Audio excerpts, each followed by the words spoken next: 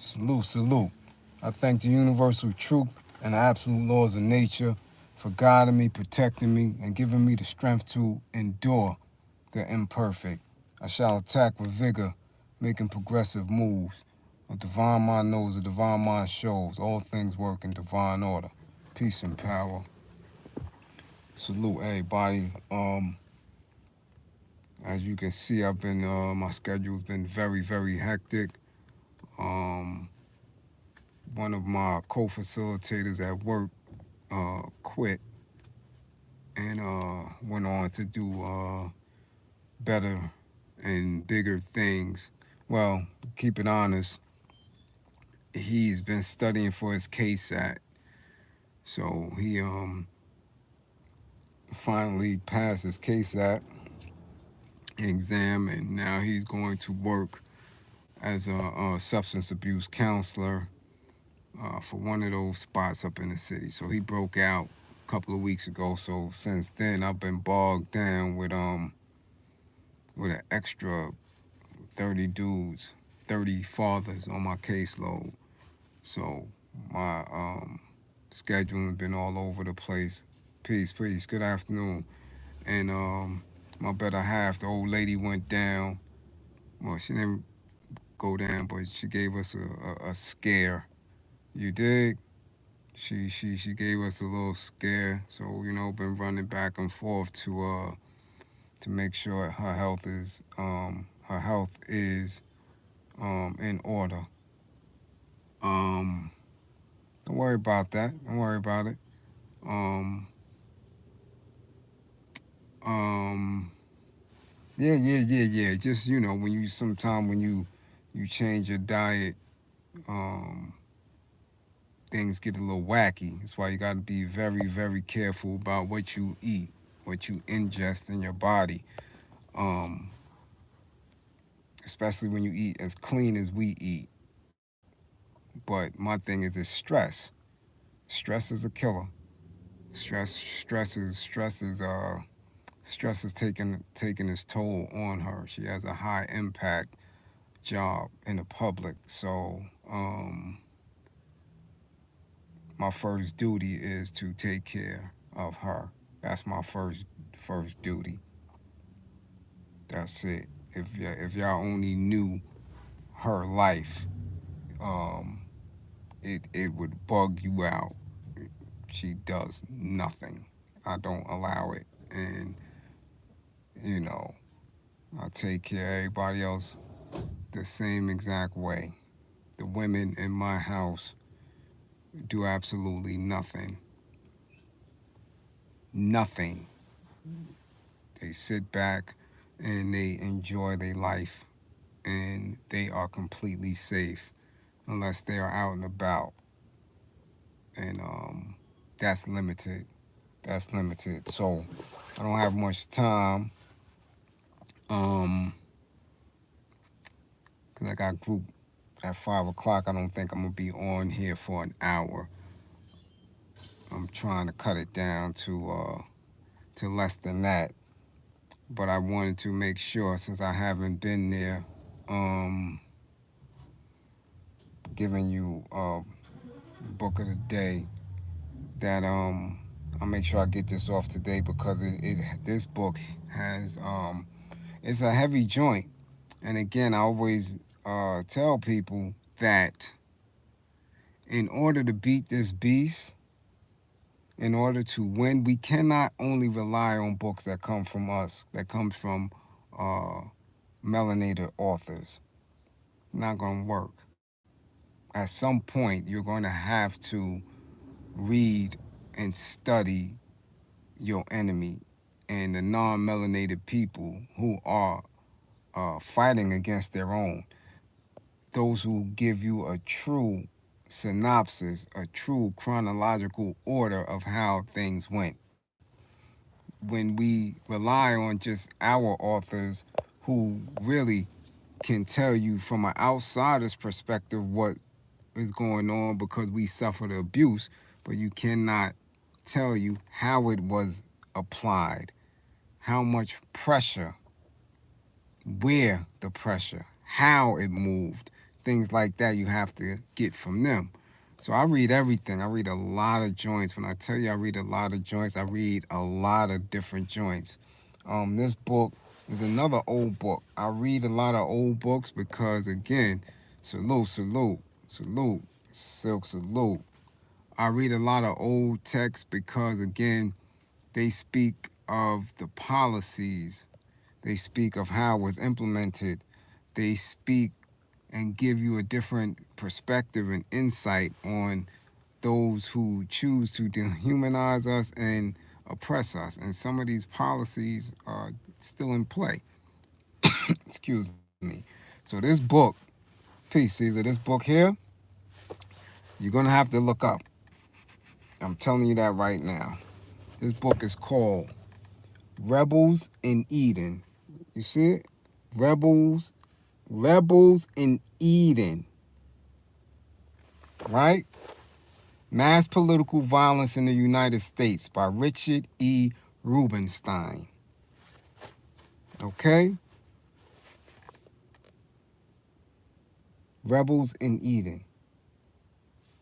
Do not miss this one. Do not miss this one. You just screenshot it? Yeah. There you go. Let me give you a good picture.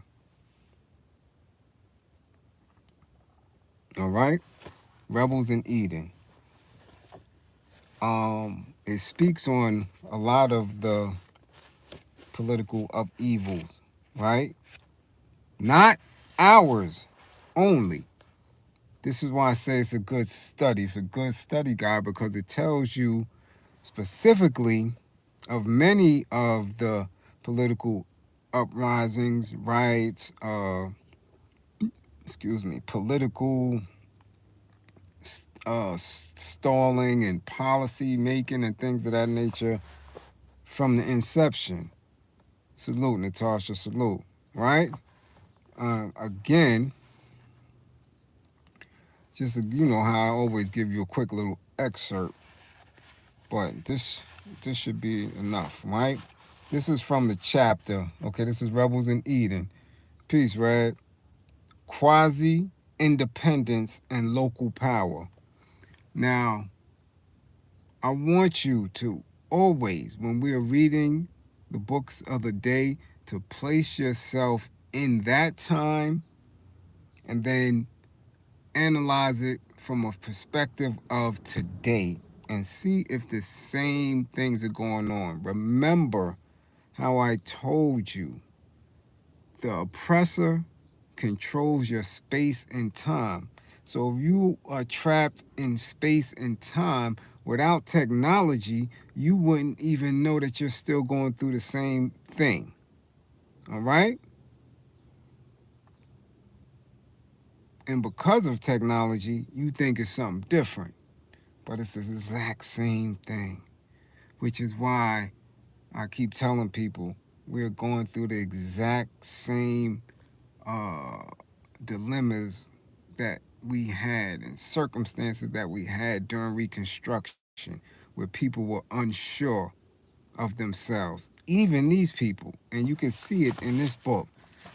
Y'all think that because they put a plan in play that it automatically worked. Nah, they're stumbling blocks. These people capitalize off of our unorganization, off of our unwillingness to arm up and arm up properly, and our lack of consistent militancy. So again, Rebels in Eden, quasi-independence, right? You're helping me out so much with me finding the knowledge of myself. Salute, salute. That's all it's about. That's all it's about. I'm never gonna let my people down. I'm telling you. It's from a different perspective when you done seen your enemy bleed, when you done watched them bleed out. Totally different perspective. I have absolutely zero fear. Zero fear of them. Zero fear of the truth. All right? Let me read this. This is from the middle of the page. White Southerners were thus held together by a common hatred of alien, quote unquote, alien government, a common fear of competition from free black labor, and a common conviction that the social order was disintegrating. Under these conditions, the Ku Klux Klan started as a harmless fraternal order in Pulaski, Tennessee, was soon welded by former Confederate General Nathan Bedford Forrest into a cooperative coalition of guerrilla bands. The Knights of the White Camellia arose in Louisiana. In South Carolina, interestingly enough, the terrorists called themselves regulators. All such organizations, composed principally of Confederate veterans, were organized on military fraternal lines with a heavy emphasis on secrecy, passwords, oaths, and rituals. So you see, while I come down so hard on that Freemasonry shit, do you see that? And Greek fraternities and all that talk about secrecy, passwords, oaths, and rituals is inhumane. It's dismissive of everybody's right to information. Nothing, nothing done in secret from the collective of us who are all oppressed will ever do us any good. Again, with a heavy emphasis on secrecy, passwords, oaths, and rituals. Their purpose was, by intimidating Negroes, agents of carpetbag governments, and quote unquote unpatriotic Southerners, to return control of all local government functions to white supremacists, and to reestablish in substance the system of social norms and folkways that had existed before the war. It would be foolish, however, to take the reactionary rhetoric of white quote unquote redemption at face value. What was being established by force was, in fact, a new order in which, for example, blacks would be ousted from the industrial or craft jobs they had held before the war, and this formerly despised quote unquote nigger work turned over to whites seeking employment. Y'all get it, right? Indeed, the ideology of redemption went beyond mere racism to a sort of Southern Zionism in which the values of work, self-government, militant self-defense, and communal regeneration were discovered. With this ideological underpinning, using classical guerrilla hit-and-run techniques, and supported by a probable majority of the white population, the rebels were entirely successful. Blacks were frightened or beaten into staying away from the polls, dissolving their political organizations, and returning to passive subservience. Carpetbaggers who strayed away from the state capitals into the countryside were driven out of state, beaten, or in some cases assassinated. The machinery of Reconstruction government was disrupted by sabotage, and those white Southerners who had thought about giving their allegiance to the Republican coalition thought again and declared it illegitimate in a pattern which has since become familiar. Those who dared violate traditional taboos were hounded out of the South.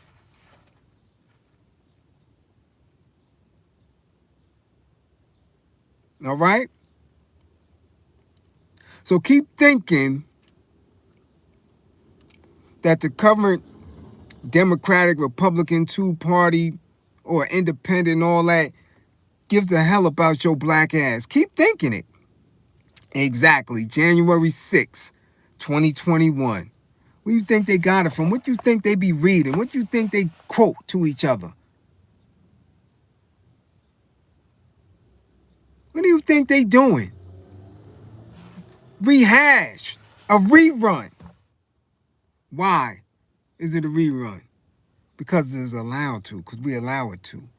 Because again, y'all think the dudes who quote that RBG shit, that red, black, and green shit, that all brothers is going to unite and do what we going to do, that bullshit philosophy without studying these people is enough.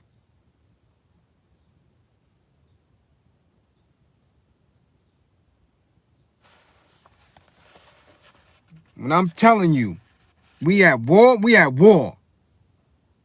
So no, we ain't got time to be spending no money on no damn museum. Understand what I'm saying, right? Not right. Redo it.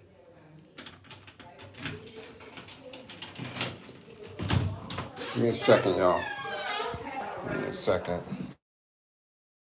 That's how crazy it is. It's like just being. Make sure you wash good. You hear me? The train was crowded. Saying you're going to work with. So I'm just very serious about that. You know. The train was crowded. The train. No. All right. Even in this district, who have,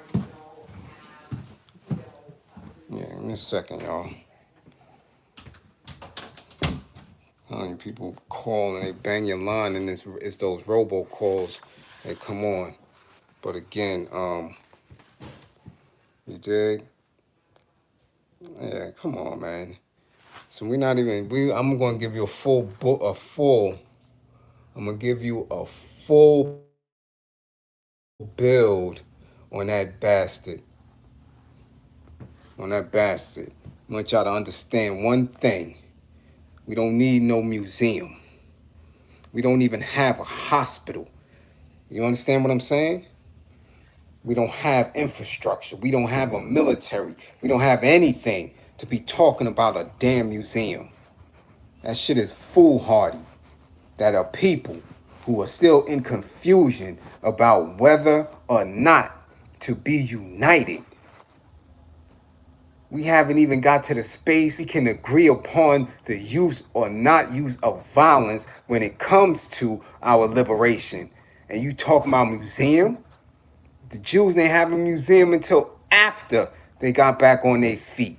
Till after they got rid of everything in Germany. We so far removed from a museum, that shit is stupid. It's another money grab. So again, I'm telling you what this shit is, yo. I'm telling you. I got a father-in-law right now. They getting ready to throw him out on his neck.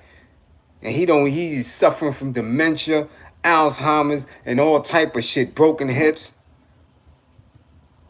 We don't even have a proper healthcare system. We don't have people that's gonna make sure our elders are taken care of. And you talking about a fucking museum. Stupid shit. We don't have the basic infrastructure for people who are living in oppressive conditions. So I'm talking about, that's why I get tight. That's an immediate trigger for me. Because they be smiling in people's face. Smiling and thinking that this shit is funny. Shit ain't funny. It's not funny. You dig? So again, let me get this quick 2 pages, right? Real quick, so I can because I gotta get ready for this group, and I definitely, y'all gotta pardon me for that.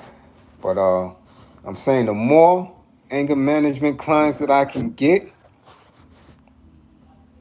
the more time I have to move and get specific information out. You dig? But as long as I got to mess with this day shit, this day gig, it's tight because those fathers are definitely in need. And excuse me, I gotta find a way to manage that better.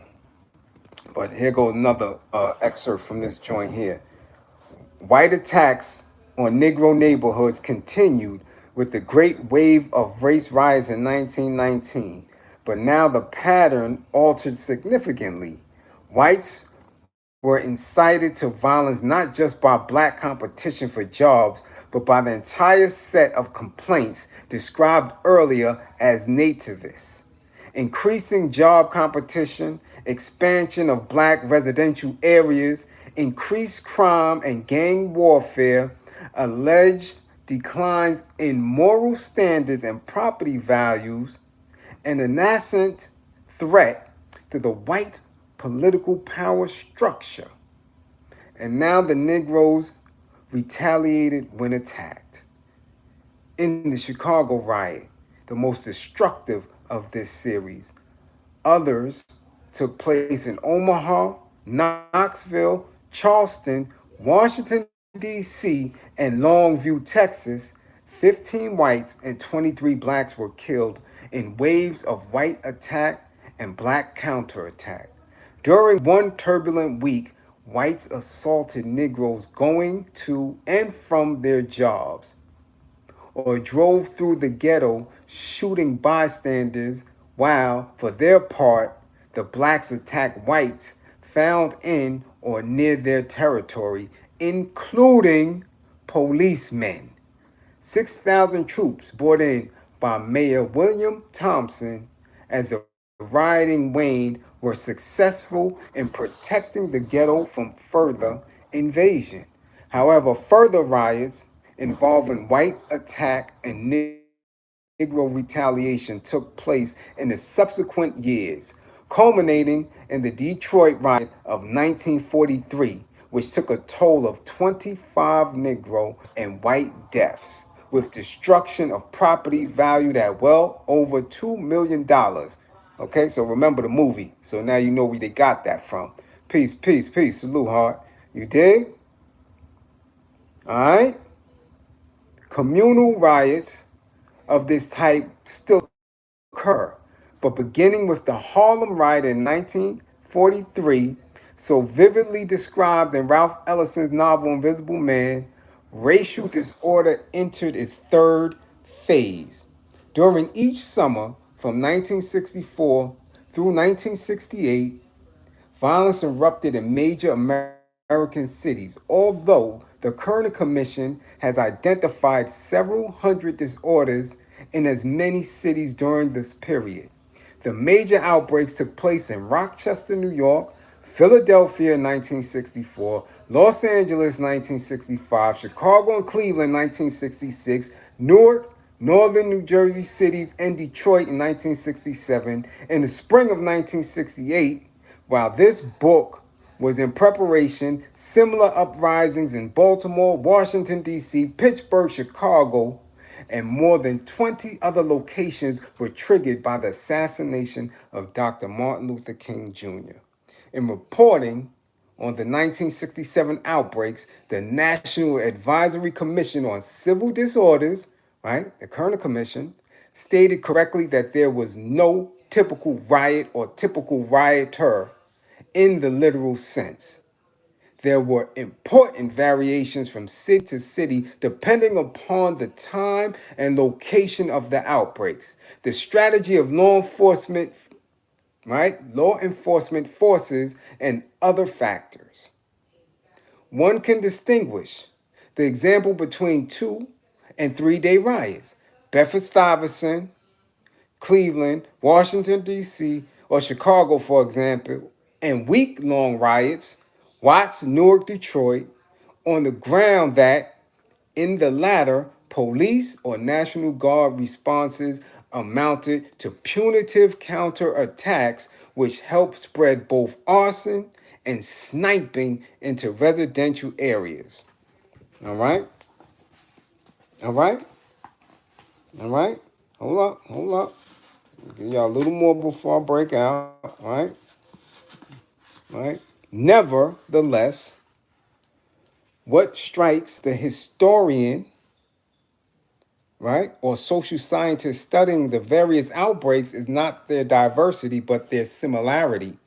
Counterforce strategies, or the immediate motivation of rioters might make a great deal of difference in terms of how many lives were lost or the extent of property damage done. But the basic patterns of rioting and response, qualitatively speaking, were in most cases strikingly similar. In the first place, the major disturbances seem to proceed through similar stages of mutual escalation. One, some act or real or alleged police brutality or other insult to ghetto residents draws a crowd, which begins to harass the police. Two, police reinforcements arrive and arrests are made. Policemen are stoned and looting of white owned stores begin. Three, looting continues, stores are burned, and state troopers or National Guardsmen, sometimes both, are brought into the area. Four, the arson spreads to whole blocks of stores, residential buildings, and housing projects. There is sporadic sniping at troops and firemen. Five, deployment of federal troops follows to seal off the riot area, after which the violence declines or burns out rapidly. Okay? Okay? Okay. So you see why I was so against all the rioting last year? It makes no sense. We live in the same bullshit. So what's the solution? A different mindset, a different strategy, a different militancy, different points of attack, different reasons to attack. We must be proactive, not reactive, not reactionary. We already know the problem. We already know what's going on. Now, how do we organize effectively and get the best results while politicizing the sheep, the dummies? Do you understand? You understand? So go get this. This is today's book, Rebels in Eden. Richard E. Rubenstein, Mass Political Violence in the United States. That's those just little pieces of it. So when you do the knowledge to it, right, you'll be caught up. Again, I love my people. You got to welcome the struggle. There is no ifs, ands, or buts about it. You have to welcome the struggle. It will make you the most solid liberating tool. You dig? The question, what do we do as a people to get God angry? It ain't got nothing to do with God. It ain't got nothing to do with God. You still believing in that in 2021? To this degree? You think so? You think so? You think that we're going to be victims of a religion that's misinterpreted? Let me ask this. How come man, right? Beings, human beings, can advance in everything else? We can advance in language. We can advance in technology. We can advance in everything else. But when it comes to spirituality, we still stagnant as a motherfucker. And excuse my language, you're stagnant when you keep relying on conventional religion. Get in tune with your spirituality. Get in tune with your spirituality. Speak to the universe.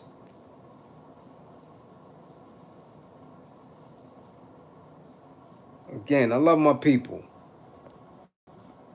Don't believe in me. Believe in my belief in you. Because I know you can do it. We will win. Salute, salute. Peace and power. I got this anger management to get through tonight. We may be on Doggy Diamonds later on. I believe the topic is, what is the black man's role as it pertains to the black woman? Mm-mm-mm. So y'all need to DM him and hit him up. Make sure he goes and has that under cap, right? Dig, that'd be excellent. All right? Yeah, very spiritual before that. Definitely. All right. Yes. Peace and power.